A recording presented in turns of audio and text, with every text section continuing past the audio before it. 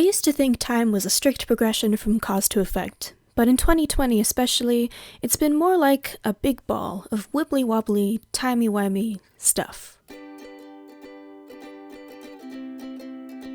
Welcome to The Bright Side, a place where we talk about our favorite things. I'm Maddie, and get ready to run, because today we're talking about Doctor Who. Full disclaimer, I have not watched a lot of classic Who, but I intend to at some point.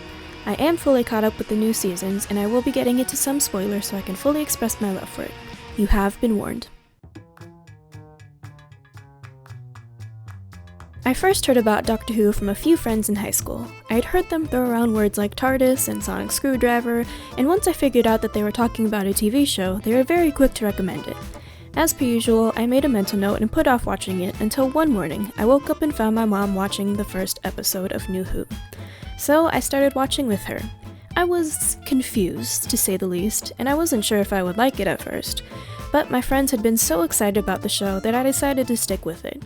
By the time I had finished one season, I was surprised to find that I really enjoyed it, and the more I watched, the more I liked it.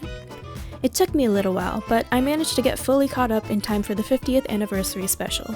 I even went to see it in theaters with my friends, and we all dressed up as different characters. I was the TARDIS. It was one of the funnest fandom events I've ever gone to, and I've been watching the show ever since. Like all fandoms, the Doctor Who community has had its ups and downs, but personally, I've always had a pretty good experience with fellow fans. The fandom is always growing, and it's nice to meet other Whovians. Maybe this is just me, but most people don't bat an eye when I wear Harry Potter, Marvel, DC, or Star Wars shirts.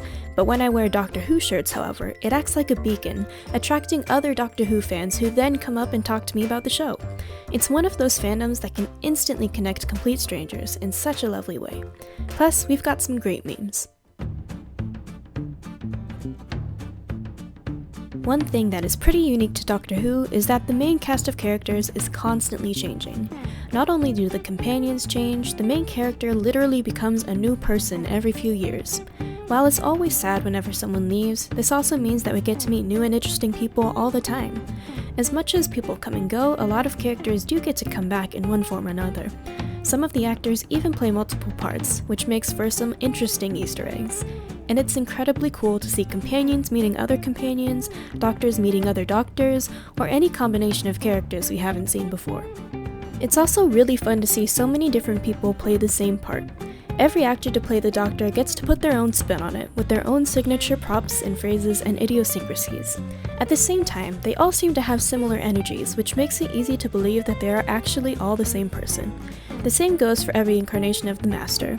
Every actor gets to bring something new to the role, and it's fascinating to see how their relationship with the Doctor changes over time. Doctor Who is a show that has endless possibilities built into it. They have a ship that can go almost anywhere at any point in time. Of course, they do favor present-day Britain, but it's so much fun traveling to distant planets and learning about different alien species and cultures. It's also just as interesting when they explore Earth's past and meet various historical figures. And while it's cool when they have longer, overarching stories throughout a season, I also like that a lot of episodes are self-contained stories that you can binge or watch weekly. They do tend to follow the same basic formula, with the Doctor and friends stumbling into some trouble and saving the day, but even within that, there's always some added twists and turns. Even though it's been around for over 50 years, the episodic structure means that you don't necessarily have to start at the beginning. There are plenty of places where you can just jump in and enjoy the story. As I've already said, the show is constantly changing. With every new Doctor, we usually also get new companions, new TARDIS interiors, new sonic devices, new opening credits, new arrangements of the theme song, new planets to explore, new species, and new adventures. And as time goes on, Doctor Who continues to adapt. Because of this, it could probably keep going forever. At the same time, there are still certain constants. The TARDIS is almost always a blue police box, it always makes the same distinct sound, the Doctor always finds friends to travel with, the Master always comes back no matter how many times they die, as do the dogs and the Cybermen, and the Doctor is always saving the universe. These are the things that make Doctor Who the show that we all know and love. Doctor Who is such a fun show to follow and to revisit. Anything can happen, whether it's mannequins coming to life, dinosaurs on a spaceship, or a sentient universe taking the form of a talking frog. The show is always evolving, but the basic premise is always the same. It's occasionally scary, incredibly strange, and always wonderful. This year has been a challenge for all, but on the bright side, 2021 will bring us new episodes of Doctor Who. Thank you for watching The Bright Side on the Daily Fandom's YouTube channel.